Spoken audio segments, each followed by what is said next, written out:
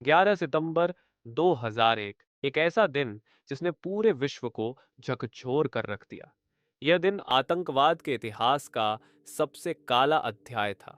सुबह के शांत समय में जब लोग अपने रोजमर्रा के कामों में व्यस्त थे, अचानक आसमान से एक बवंडर की तरह मौत आई और न्यूयॉर्क के वर्ल्ड ट्रेड सेंटर से टकरा गई।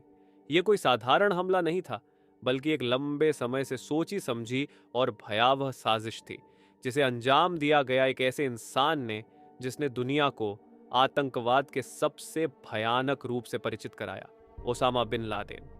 ओसामा बिन लादेन का जन्म 10 मार्च 1957 को सऊदी अरब के एक अमीर परिवार में हुआ था। उसके पिता यमन से सऊदी अरब आकर बसे थे और वहां उन्होंने एक बड़ा निर्माण व्यवसाय खड़ा किया। ओसामा की परवरिश एक संपन्न परिवार में हुई, लेकिन उसके विचार और उसकी सोच बाकी लोगों से बहुत अलग थी। 1980 के दशक में जब सोवियत संघ ने अफगानिस्तान पर हमला किया, तो ओसामा ने इसे इस्लाम पर आक्रमण के रूप में देखा। उसने सऊदी अरब से अफगानिस्तान की यात्रा की और मुजाहिदीन लड़ाकों के साथ मिलकर सोवियत संघ के खिलाफ लड़ाई में भाग लिया। इसी दौरान उसकी मुलाकात अन्य जिहादी नेताओं से हुई और यहीं से उसके मन में वैश्विक जिहाद की विचारधारा ने जन्म लिया। 1988 में सोवियत अफगान युद्ध के अंतिम चरण में ओसामा बिन लादेन ने अल कायदा नामक संगठन की स्थापना की। अल कायदा का उद्देश्य एक वैश्विक इस्लामी राज्य की स्थापना और पश्चिमी ताकतों, विशेषकर अमेरिका, के खिलाफ जिहाद छेड़ना था। इसके बाद ओसामा ने कई आतंकवादी हमलों की योजना बनाई और उन्हें सफलतापूर्वक अंजाम दिया। 1999 में ओसामा बिन लादेन ने सूडान छोड़कर अफगानिस्तान में शरण ली, जहां तालिबान शासन उसे पनाह दे रहा था। यहीं से उसने अपनी सबसे खतरनाक साजिश की नींव रखी। उसका उद्देश्य था अमेरिका की धरती पर ऐसा हमला करना जो उसकी ताकत और उसकी सुरक्षा को हमेशा के लिए हिलाकर रख दे। इसी उद्देश्य को पूरा करने के लिए उसने अपने सबसे करीबी सहयोगी खालिद से मुलाकात की। खालिद, जिसे 9 नवंबर हमले का मास्टरमाइंड कहा जाता है, ने ओसामा को एक योजना बताई: अमेरिका के यात्री विमानों का अपहरण करना और उन्हें आत्मघाती हमले के लिए इस्तेमाल करना। ओसामा को यह योजना बेहद पसंद आई। उसने खालिद को इस ऑपरेशन को विस्तार से तैयार करने की जिम्मेदारी दी और इसे ऑपरेशन एयरलाइंस नाम दिया गया। इसके बाद अल कायदा ने अपने सबसे भरोसेमंद आतंकवादियों की टीम बनानी शुरू की, जिनमें पायलट, आत्मघाती हमलावर और अन्य सहयोगी शामिल थे। ओसामा ने इस मिशन के लिए 19 अपहरणकर्ताओं को चुना, जो सभी मध्य पूर्व और अरब देशों से थे।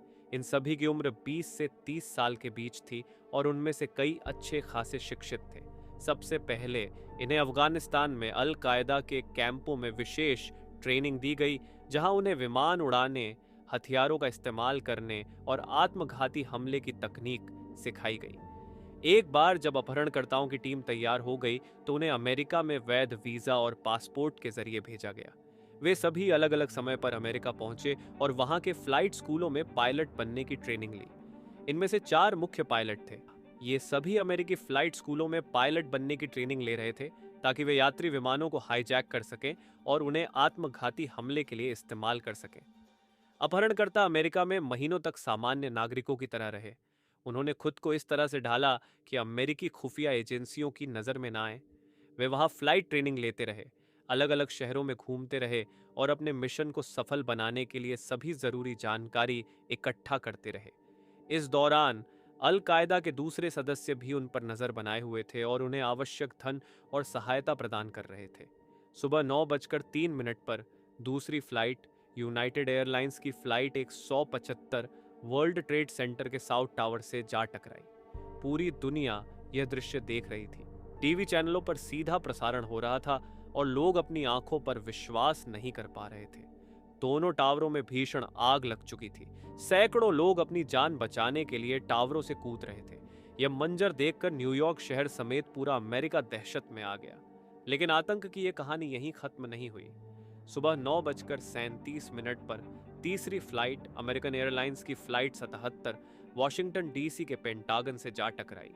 पेंटागन, जो अमेरिकी रक्षा विभाग का मुख्यालय है, उसकी एक साइड पूरी तरह से तबाह हो गई। चारों ओर धुएं का गुब्बार था और आग की लपटें उठ रही थीं। यह हमला सिर्फ अमेरिका पर नहीं बल्कि उसके पूरे सुरक्षा तंत्र पर एक गहरा आघात था। चौथी फ्लाइट, यूनाइटेड एयरलाइंस की फ्लाइट 19, जिसे व्हाइट हाउस या कैपिटल हिल को निशाना बनाने के लिए भेजा गया था, कि यात्रियों ने आतंकवादियों के खिलाफ संघर्ष किया।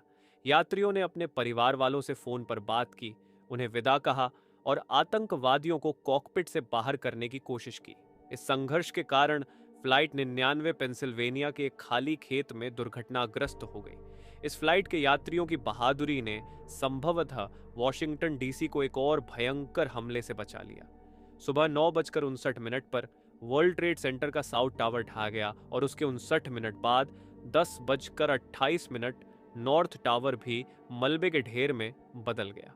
दोनों टावरों के गिरने से आसपास की इमारतें भी क्षतिग्रस्त हो गईं और न्यूयॉर्क शहर के एक बड़े हिस्से में धूल, धुआं और मलबा फैल गया।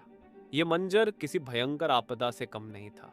हमले के बाद पूरे अमेरिका में खौफ का माहौल था। सभी उड़ानें रद्द कर दी गईं, बड़े शहरों में आपातकाल लागू कर दिया गया और हजारों पुलिसकर्मियों और सैनिकों को तैनात किया गया। राष्ट्रपति जॉर्ज डब्ल्यू बुश ने इस हमले को अमेरिका की स्वतंत्रता पर हमला करार दिया और आतंकवाद के खिलाफ युद्ध की घोषणा की। 9/12 के हमले में करीब 3000 लोगों की जान गई और हजारों घायल हुए।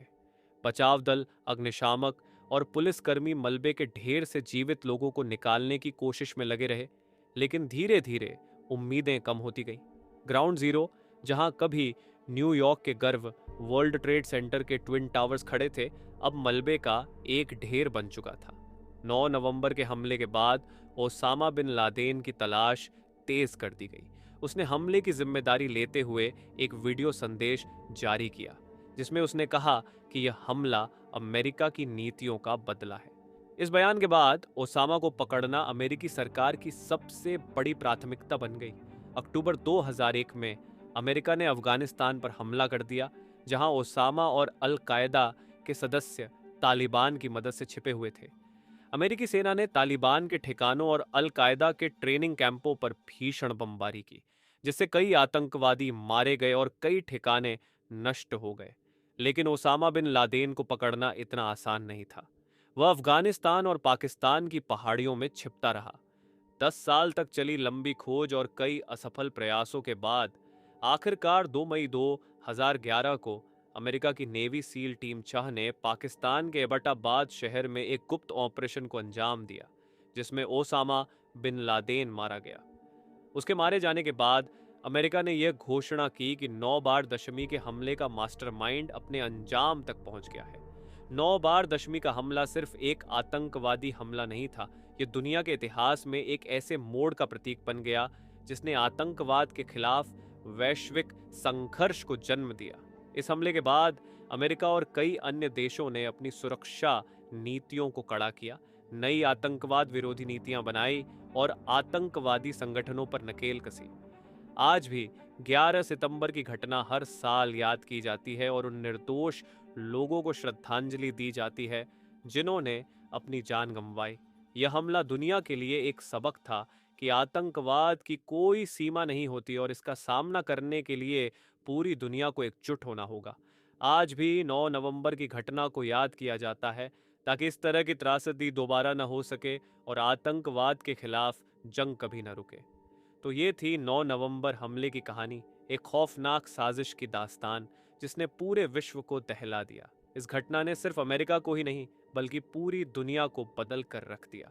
ओसामा बिन लादेन का अंत हो गया, लेकिन उसकी आतंक की विरासत आज भी दुनिया के लिए एक चुनौती बनी हुई है। अगर आपको ये वीडियो पसंद आई हो तो इसे लाइक करें, चैनल को सब्सक्राइब करें और इस वीडियो को ज़्यादा से ज़्यादा लोगों तक पहुंचाएं।